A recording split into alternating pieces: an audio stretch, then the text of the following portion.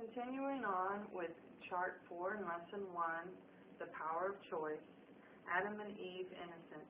The second chapter of Genesis restates the creation of men and women and gives more specific details.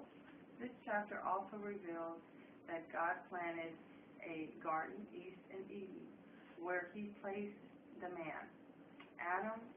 The garden was a beautiful place, growing every tree that was pleasant to the sight and good for food. The river went out of Eden and watered the garden. Into this paradise, God put Adam with instructions for him to dress and keep the garden. The forbidden tree. The Lord had other commandments for Adam as well. He was not left to his own will. One thing was forbidden him.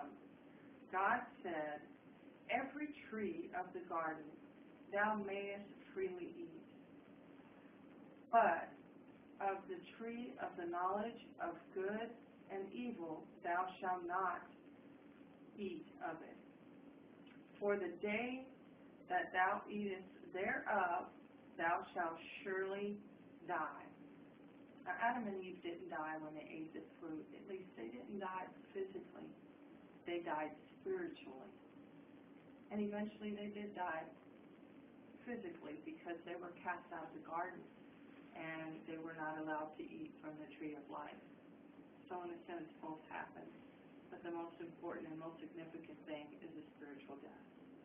Another unusual tree was found in the garden, and that was the tree of life.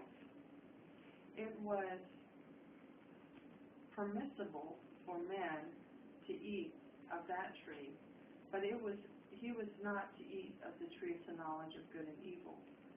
He was in a state of innocence. Eating of that tree would awaken his conscience. Eve gives to Adam. The Lord created Adam before Eve, and he noted that it was not good for man to be alone. God said, "I will make him a helpmeet for him." That's Genesis 12:18. The word helpmeet is translated from the Hebrew word that means aid. The Lord caused a deep sleep to fall upon Adam, and he took one of Adam's ribs, from which he made a woman. God brought the woman to Adam, and he said, "This is now bone of my bone and flesh of my flesh.